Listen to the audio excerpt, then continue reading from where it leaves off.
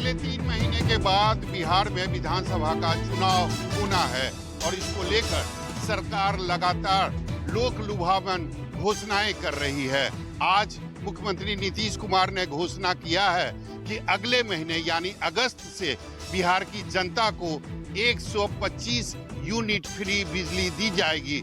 साथ ही सरकार ने यह भी कहा कि जिन लोगों को फ्री बिजली दी जाएगी वैसे लोगों की संख्या जो है वह 1,70,00,000 है और उन लोगों के घरों में भी सोलर प्लांट लगाया जाएगा। इसके अलावा सरकार ने कुछ दिन पहले ही कहा था कि अगला जो टेन्योर होगा यानी अगर बिहार में एनडीए की सरकार बनती है तो 2025 से 30 तक 1 करोड़ युवाओं को, बेरोजगार युवाओं को नौकरी और रोजगार दिया जाएगा। अब देखना दिलचस्प होगा कि इसका कितना फायदा नीतीश कुमार को 2025 के विधानसभा नतीजे में दिखाई देगा। कैमरामैन ऋषि के साथ सौरभ कुमार, पटना, न्यूज़ 24। बिहार में बिगड़ती कानून व्यवस्था का मामला तूल पकड़ता जा रहा है। बिहार के कांग्रेस राज्यसभा के सांसद अखिलेश प्रसाद सिंह ने कहा है कि बिगड़ती कानून व्यवस्था के मुद्दे पर स्पेशल सेशन बुलाया जाना चाहिए और राज्यपाल को इंटरवीन करना चाहिए। कांग्रेस सांसद ने कहा कि मगध अस्पताल के मालिक श्री खेमका की 5 जुलाई 2025 की रात पटना में उनके घर के पास अपराधियों ने गोली मारकर हत्या कर दी। उनके बेटे की हत्या के कुछ साल बाद अखिलेश प्रसाद सिंह ने बताया कि यह अपराध गांधी मैदान के पास पुलिस की मौजूदगी के बावजूद हुआ और अपराधियों ने खुलेआम हत्या को अंजाम दिया और फिर मौके से फरार हो गए। इससे पहले सिवान में हुई 3 लोगों की हत्या का जिक्र करते हुए अखिलेश प्रसाद सिंह ने कहा कि बिहार में शायद ही कोई जिला हो जहां हत्याएं रोजाना की घटना न हो। उन्होंने कहा कि एडीजी कानून व्यवस्था स्वयं स्वीकार करते हैं कि पुलिस पर बढ़ते गंभीर हमले चिंता का विषय हैं। कैमरा पर्सन राणा के साथ रमन कुमार, दिल्ली, न्यूज़ 24। जम्मू संभाग के सबसे बड़े सरकारी अस्पताल गवर्नमेंट मेडिकल कॉलेज में जूनियर डॉक्टर फ्लैश स्ट्राइक पर चले गए हैं। दरअसल बीते कल तमीरदार डॉक्टर के बीच तीखी नोकझोंक होती है। जूनियर डॉक्टर का आरोप है कि मरीज के साथ आए जो उसके तमीरदार थे उन्होंने डॉक्टर के साथ मारपीट की है। उसके बाद जो जूनियर डॉक्टर थे वो फ्लैश स्ट्राइक पर चले गए हैं। हम इस समय मौजूद हैं जीएमसी अस्पताल में। आप तस्वीरों में देखिए कि यहाँ पर जो डॉक्टरों की हड़ताल पर जाने से जो मरीज यहाँ पर जम्मू संभाग के अलग अलग जिलों से आते हैं उन्हें जाहिर तौर पर दिक्कतों का सामना करना पड़ रहा है। लेकिन आपको बता दें कि जो सीनियर डॉक्टर हैं वो यहाँ मौजूद हैं। जो अस्पताल प्रशासन उसका ये कहना है कि तमाम जितनी भी ओपीडीज़ हैं वो चल रही हैं। हमारी कोशिश है कि जो भी मरीज़ यहाँ पर आए उसे किस तरह की दिक्कत का सामना ना करना पड़े। लेकिन जूनियर डॉक्टर के हड़ताल पर जाने से लोगों को यानी मरीज़ों को जो यहाँ पर आ रहे हैं उन्हें कुछ दिक्कतों का सामना करना पड़ रहा है। आपको बता दें कि बीते कल जो है एक मरीज़ जब यहाँ पर भर्ती होता है उसकी इलाज के दौरान मौत हो जाती है और जो उसके परिवार वाले थे उनका आरोप है कि डॉक्टरों की लापरवाही से उनके अपनों की जान गई है। उसके बाद हमने देखा कि जो सीसीटीवी फुटेज आई उसमें देखा गया कि जो तमीरदार हैं वो डॉक्टर पर जो है वो लात गुस्से बरसाते हैं। उसके बाद मामला इतना ज़्यादा बिगड़ जाता है कि जो डॉक्टर हैं वो हड़ताल पर चले जाते हैं। पुलिस ने मामला दर्ज कर दिया है, मामले की जाँच शुरू कर दी है। कैमरामैन अशरफ के साथ पंकज शर्मा, न्यूज़ 24, जम्मू।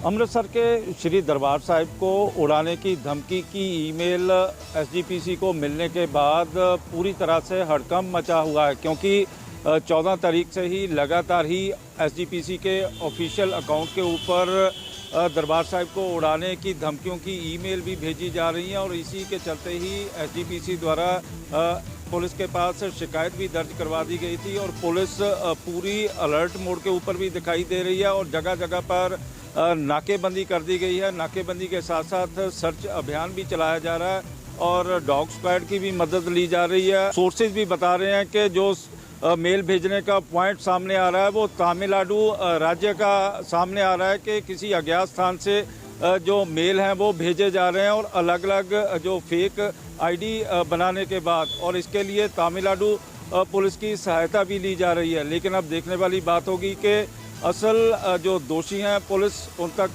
कब तक पहुंचेगी। कैमरामैन गंभीर सिंह राणा के साथ विशाल अंग्रेज, न्यूज़ 24, चंडीगढ़। एनडीए सहयोगी चिराग पासवान की आज बीजेपी अध्यक्ष जेपी नड्डा से उनके आवास पर नई दिल्ली में मुलाकात हुई। माना जा रहा है कि बिहार विधानसभा चुनाव के पहले बिहार से जुड़े मुद्दों पर इसमें चर्चा हुई है, जिसमें कई अहम मुद्दे शामिल हैं। आपको बता दें कि चिराग पासवान ने हाल के दिनों में बिहार में हो रही अपराध की घटनाओं को सार्वजनिक मंच पर एक तरीके से विरोध भी किया, उसके खिलाफ आवाज भी उठाई।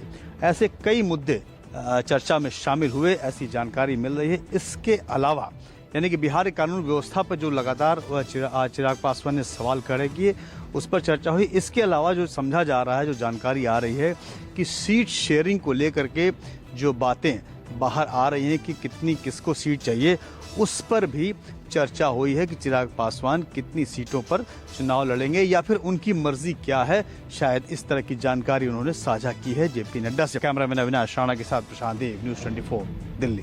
उत्तर प्रदेश में अगले 2 दिन तक के भारी बारिश और कई जिलों में वज्रपात का जारी किया गया अलर्ट। उत्तर प्रदेश में लगातार हो रही बारिश की वजह से नदियों का जलस्तर बढ़ गया है। मौसम विभाग ने अगले 48 घंटे में भारी बारिश का अनुमान जताया है। कई जिलों में बिजली गिरने की चेतावनी दी गई है। मौसम विभाग के मुताबिक प्रदेश के दोनों हिस्सों पश्चिमी और पूर्वी एरिया में आज कई जगहों पर गरज और चमक के साथ भारी बारिश और वज्रपात का अलर्ट जारी किया गया है।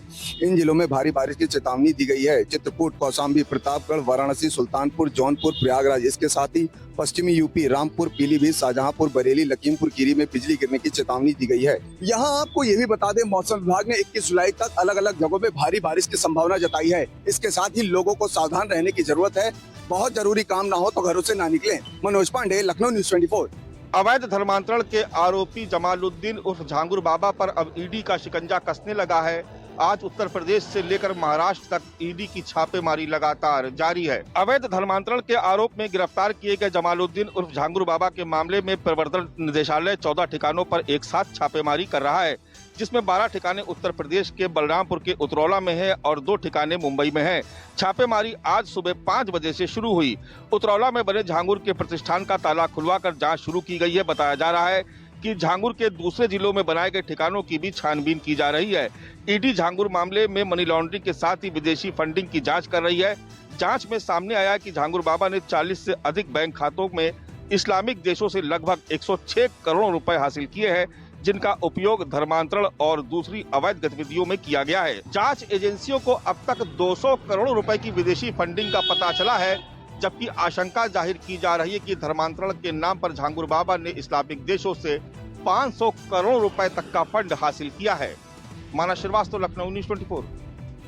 केंद्र सरकार के स्वच्छ सर्वेक्षण 2024-25 के 9वें संस्करण में फिर से इंदौर ने बाजी मारी है।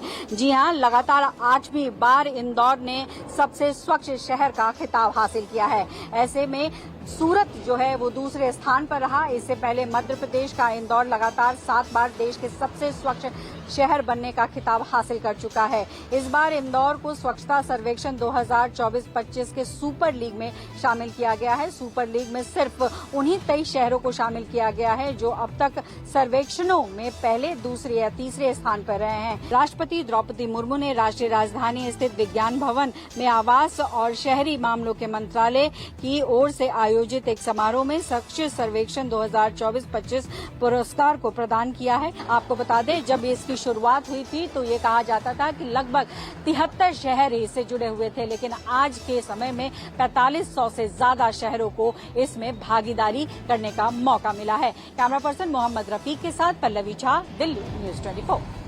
मुंबई में राज ठाकरे की पार्टी महाराष्ट्र नवनिर्माण सेना के कार्यकर्ताओं के गुंडागर्दी का एक और वीडियो सामने आया है। मुंबई के विक्रोली इलाके में एक दुकानदार की न सिर्फ पिटाई की गई बल्कि उसके धमकाकर माफी भी मंगवाई गई। पूरे इलाके में उसे घुमाया भी गया। सोशल मीडिया पर यह वीडियो काफी तेजी से वायरल हो रहा है। वीडियो में देख सकते हैं कि दुकानदार हाथ जोड़कर माफी मांगता दिख रहा है। दुकानदार पर आरोप था कि उसने अपने व्हाट्सएप पर कुछ ऐसा स्टेटस रखा था जो मराठी भाषा के लिए अपमानजनक था। मारपीट के बाद दुकानदार को पुलिस स्टेशन ले जाया गया और शिकायत दर्ज की गई। इस दौरान दुकानदार के कारोबार के बहिष्कार की भी अपील की गई। कहा गया कि ऐसे लोगों की दुकानों से सामान ना खरीदे जो मराठी लोगों का अपमान करते हैं। बता दें कि यह कोई पहला मामला नहीं। मुंबई और आसपास के इलाकों में मराठी हिंदी विवाद के चलते इस तरीके की हिंसक घटनाएं बढ़ी है। राज ठाकरे के साथ साथ उद्धव ठाकरे के पार्टी के कार्यकर्ता भी इस तरीके के मारपीट की घटनाओं को अंजाम दे रहे हैं। इस मामले में राज्य सरकार की भूमिका पर भी सवाल उठ रहे हैं। राज्य सरकार भले ही कह रही हो कि इस तरीके के मामलों में कार्रवाई की जाएगी, लेकिन अब तक इस तरीके के वीडियो पर कोई ठोस कार्रवाई देखी नहीं गई है। कैमरा पर्सन विनोद सिंह के साथ अंकुश जायसवाल, न्यूज़ 24 मुंबई। महाराष्ट्र विधानसभा के मॉनसून सत्र में महाराष्ट्र जन सुरक्षा बिल पास हो जाने से कांग्रेस हाईकमान जो है अपने ही नेताओं से नाराज बताया जा रहा है। सूत्रों से जो जानकारी मिली है उसके मुताबिक कांग्रेस के शीर्ष नेतृत्व ने महाराष्ट्र विधानसभा में कांग्रेस विधायक दल के नेता विजय वडेट्टीवार और विधान परिषद में कांग्रेस के नेता सतेज पाटिल को नोटिस भेजकर स्पष्टीकरण मांगा है। कांग्रेस के शीर्ष नेतृत्व ने दोनों नेताओं से स्पष्टीकरण मांगा है कि महाराष्ट्र कांग्रेस ने दोनों सदनों में इस विधेयक का विरोध क्यों नहीं किया, जिस हिसाब से इस बिल का विरोध किया जाना था क्यों नहीं किया गया। ऐसे कई सवालों के जवाब कांग्रेस के शीर्ष नेताओं ने महाराष्ट्र के नेताओं से मांगा है। विपक्ष की मांग पर जो है राज्य सरकार ने इस बिल में कुछ संशोधन कर महाराष्ट्र विधान भवन के दोनों सदनों से इस बिल को पास करा लिया था। कैमरामैन अनंतो बर्मन के साथ राहुल पांडे, न्यूज़ 24 मुंबई।